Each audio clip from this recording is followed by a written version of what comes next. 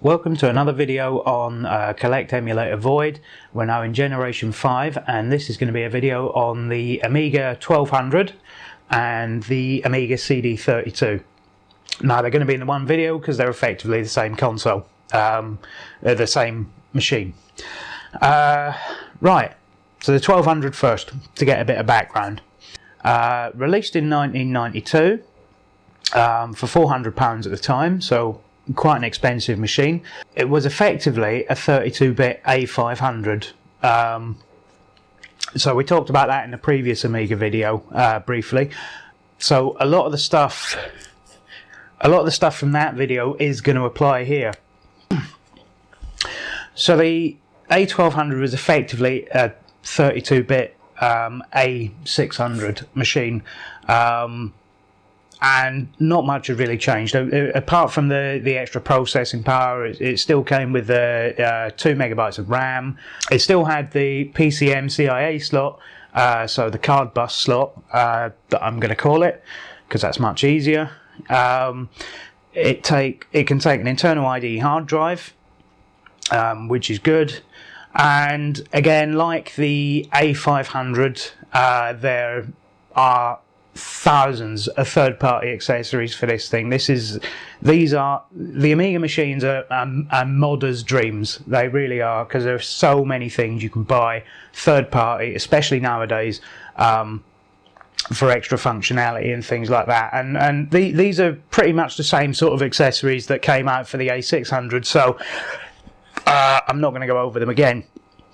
Some of them are just in fact, a lot of them are the same things. They're just slightly reworked to work with a A1200. So this was quite a popular machine in Britain, arguably more so in Germany, where it really caught on in a big way. Lots of the A1200s you'll see on eBay are from Germany, but do bear in mind that some of the keys are in slightly different places. So that is a bit of an issue. Now, during the life of this machine, Commodore went through a sort of a bankruptcy, really. I mean, the company just disappeared within the space of a few weeks. Although, luckily, another company called Escom bought the rights to the Amiga 1200 machines. So that in fact means there are two models. There's the Commodore model and then there's the Escom model, and there's no real hardware difference between the two. The only difference between the two really is that Escom used slightly cheaper floppy drives that are prone to breaking. But to be fair, most people with a modern Amiga machine, with an Amiga machine now, don't really use the floppy drive anyway. They'll load the games from an internal hard disk or compact flash card from a front end bootloader or something like that. Not many people who own Amigas actually play the games through the floppy drive. I mean, it's just these days it's not the done thing. So yeah, there are two models of it basically. The Escom one tends to go for slightly cheaper. The original Commodore one, maybe, if you can find one, is slightly more expensive. One of the problems with the A1200, and this is the thing that affects the machine the most, is the library of games. Now, we've talked about how consoles, they basically live or die based on the games that are available for them. Now, when the machine came out, part of the marketing thrust was that all your A500 and A600 games that you had from the previous machine were compatible, which sounds like a good thing. And it is a good thing, although there are two things wrong with this. Number one, it means that a lot of third-party developers didn't really bother taking advantage of the extra or the enhanced hardware that was on the A1200. So if you're a consumer at the time and you think, I'll go and buy an A1200, well, what games are coming out that actually use that extra hardware? The answer is very few. And the other problem with this was that not all games were compatible. Some needed workarounds at the time and things like that. So that meant that this machine suffered in the long run, really, because there was no real reason. If you already had a 500 or a 600 machine, there was no reason for you to own this. The vast library of games would play on the machine you already had, so there was no real reason for you to upgrade. And it's not as if any of the games would look better. You know, any of the old games would get they wouldn't be enhanced in any way by the new hardware. So it was a bit pointless. So their own marketing thrust for this machine effectively killed the consumer base for the machine, or certainly in Britain anyway. And bearing in mind as well that it wasn't exactly marketed as a 32-bit machine by Commodore themselves, but from review magazines and things like that, it certainly was marketed as the next generation of 32-bit machines, and nothing really on the machines ever looked like it should be next generation. There was very few things on the A1200 that looked any better or played any better than anything on the previous generation. Even when something did come out that was enhanced, it still looked and played like a Mega Drive or Super Nintendo game. There was no noticeable, the expectation is for a 32-bit game to look better, at least twice as good as a 16-bit game, and that, it just wasn't there. It just didn't look as good. So again, if you find one of these machines now, it's basically the same exactly the same rules as it was with the 500 and 600. If you find it, make sure you get things like the power brick. Make sure you get things like the certain operating system workarounds that you'll need to play certain older games. Although, like I said, these days most people play them internally anyway, so you can install workarounds on the actual card, which is normally what people would do. People would buy one, and it doesn't matter if the floppy drive isn't working, it doesn't really matter if it doesn't come with a power brick, because the power brick that came as stock with this machine, once you've thrown a few add-ons inside the machine, the power brick, the Commodore one that came as stock, isn't really powerful enough to run them all anyway, so you're better off buying a newer third-party power block to actually run the thing, because it's a lot more stable, is what I'm saying. So ideally, if you want to buy one of these machines and you want to keep it going long term, you're going to have to probably get one as cheap as you possibly can, and then buy third-party add-ons to keep it running, is what I'm saying. Basically the same rules as the A600. Again, if the power brick that does come with it has been stored in a garage, then let it dry out, let it get to room temperature before you try and plug it in. It's exactly the same. And as the vast library of games that are going to be playable on this, you're going to run into that piracy issue with the code wheels and instruction manuals and things like that as well. So bearing in mind that that's going to be an issue too. So all in all, the A1200, should you own one, if you can find one cheap enough, then pick it up. You can emulate these very well, and it's going to be the same as the A600. Should you collect for it? Yes, if you want lots of giant boxes around the place. No, if you don't, very simply. And to be perfectly honest, if you were going to just collect stuff that was exclusive for the A1200, there isn't really anything. I mean, I can't think of anything that was on this system that wasn't either A, available in 16-bit form, either for a Mega Drive or Super Nintendo or something like that, or B, didn't come out later on some other platform. And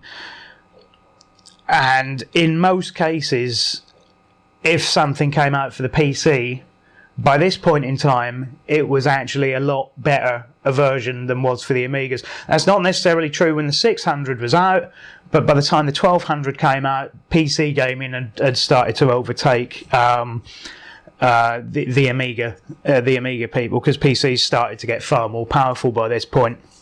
Also, with the inclusion of Windows 3.1 and the DOS memory maker facilities and things like that, PC gaming was just beginning to sort of take off again. So there aren't really that many exclusives. In fact, I don't think there is a single one. If somebody correct me if I'm wrong, but I don't think there is a single game that was exclusive to the A1200 or remained exclusive to the A1200. I know there was Zool 2 that was supposed to be an exclusive, but isn't, because it came out in other forms. So now that we've done the A1200, let's move on to the CD32, which is effectively the same machine. The Amiga CD32 is a consoleized Amiga 1200. That's basically it is. They've taken the keyboard off, taken the floppy drive out, and stuck a CD-ROM drive on the top. And that's all it is. Now, that came out a year later in 1993, and it was £300, which, when you consider the price of the equivalent console hardware, which would have been a Mega Drive and a Mega CD, this was actually your cheaper option. Now, you can plug a keyboard and mouse into one of these things, so you can effectively have an A1200 with a CD drive. But not many people did that unless they, unless they had the stuff lying around. Because even in 1993, a keyboard and mouse was still a relatively expensive purchase. I mean, it was you would probably spend 40, 50 quid on a keyboard and mouse. To be fair. Now, the other thing you could do with an Amiga CD32 that you couldn't, that was designed specifically for the CD32 was it had an expansion bay in the back that you could plug in a video CD decoder.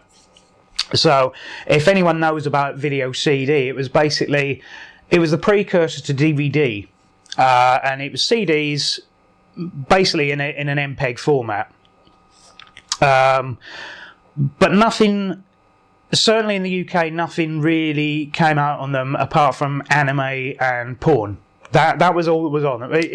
You walked into your computer shop, which was where you bought VCDs. They were sold in computer shops because that just happens to be where they were sold. They weren't sold in supermarkets or Blockbuster or anything like that.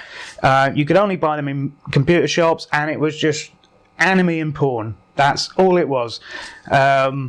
Sometimes both. Now, onto the controllers. Now, the controllers for the CD32 do look a bit odd and a bit funny, but they are perfectly comfortable to hold. The only problem with them is they do feel sort of cheap.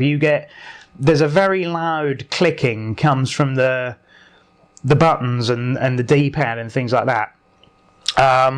But they're perfectly acceptable controllers. A lot of people are down on these controllers. They're perfectly acceptable, perfectly fine contemporary controllers for the time. But the problem with the controllers, there is a problem with the controllers, and that is down, unfortunately, to the next bit, which is the games. And it's going to be the same story with the CD32 as it is with the A1200. There is very little in the way of games that take advantage of the hardware or even belong on CD. And this is sort of the way the industry was at the time. It's not Commodore's fault that this was the case. That was just the way of things. Most of them are ports of A600 games. They are not. They were designed to be used with a joystick with a couple of buttons on it. They were not really designed to be used with the controller, and this is why I think a lot of people are down on the controller. It's because the games weren't designed around the hardware that it's on. They were designed around a 1200 machine that was expected to have a joystick with a couple of buttons. I don't even know of a single CD32 game that takes advantage of the 4 buttons that are on the face of the joypad at all. I can't name one. And to be honest, the entire library of games, as it stands, is pretty much 1200 ports, some 600 ports, and it's the usual fill up a CD with rubbish sort of scenario, is that you'll have intro scenes and fancy endings and FMV bullshit all the way through the disc, but the same levels you would get on the A1200 or A600, but far more expensive, because even though CDs were cheaper to produce, they were retailing at a more expensive price point than the floppy drive version of the game, because it was seen that all this FMV bullshit that you don't care about was an added feature that you were paying extra for, which in hindsight with modern eyes is mad, but at the time that was the idea, was that people would pay extra for all this crap, basically. The other thing is you couldn't save your game, although there is technically internal storage on the CD32, that the idea behind it was to save the game. It is so minimal. I think it's 1,000 bytes, 1024 bytes of storage to save your game. So that's a kilobyte, and save games are more than that. So CD games, they use passwords and things like that you had to write down in order to save the game, which is a pain in the arse. There were some multi-game discs, so if you wanted a disc with 10 different Amiga 600 games on it to play on your system, then they were brilliant. They were absolutely great value, because they were about 20 quid for, say, 6 to 10 games. And if you didn't have an Amiga previously, you suddenly had all these games you could play. Unfortunately, the same problem crops up again. The games are not designed around the hardware, so therefore the controller doesn't feel like it's controlling particularly well. The only thing I tried to think of the library of games that came out for this thing, and bearing in mind that you don't actually see, even though the CD32, Britain was probably the most popular territory it was in, so I think it sold more in Britain than it did anywhere else in the world, you still don't come across these things very often.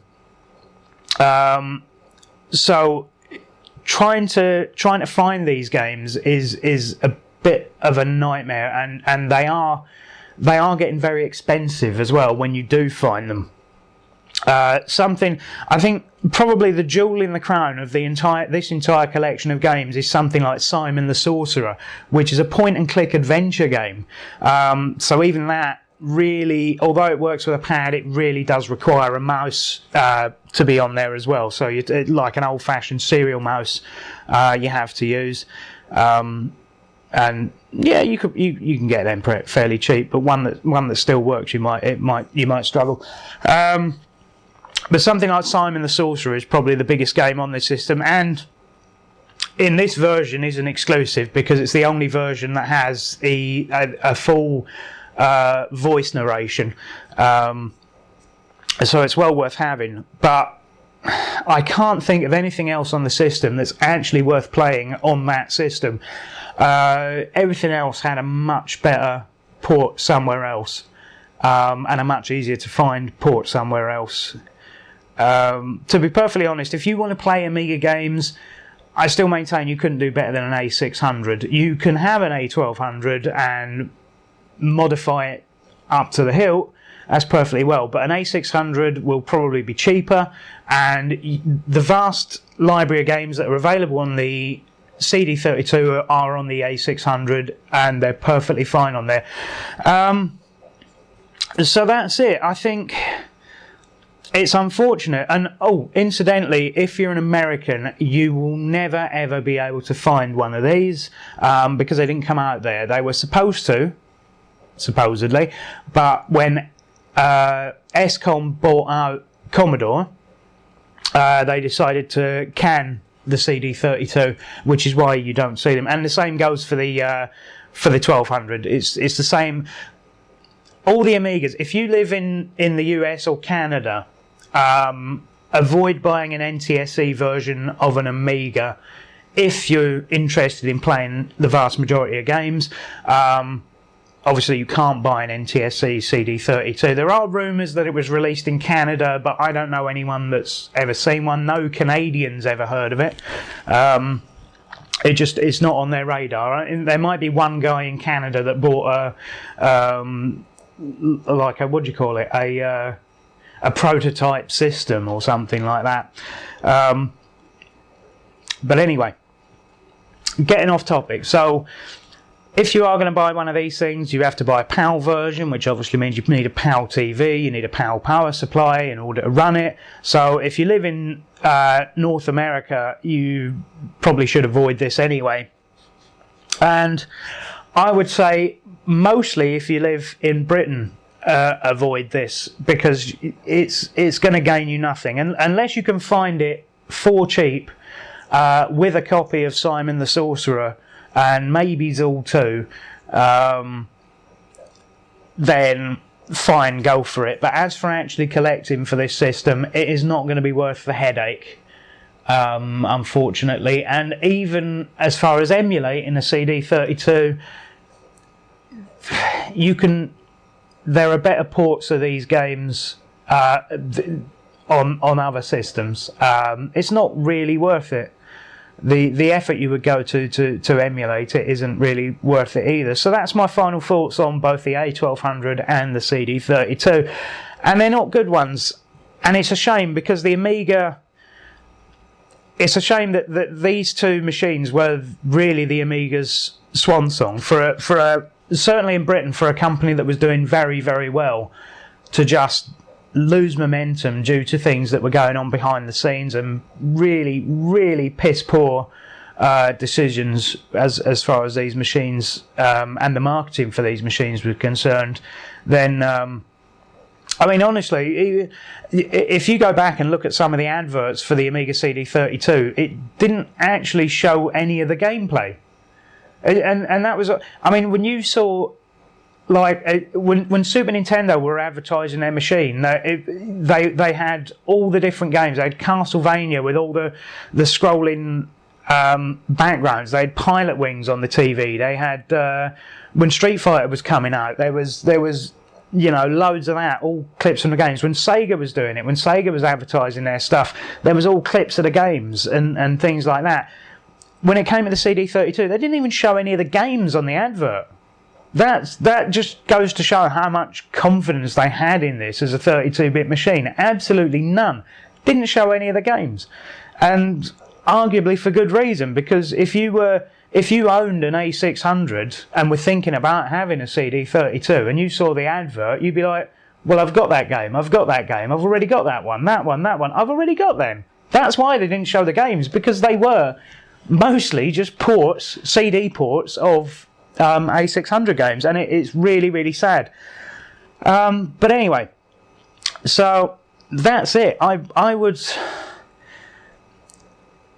So that's it for these two systems, basically. If you can find them cheap enough with the right games, then do pick them up, but don't collect for them. Save yourself an awful lot of hassle and just don't bother with them.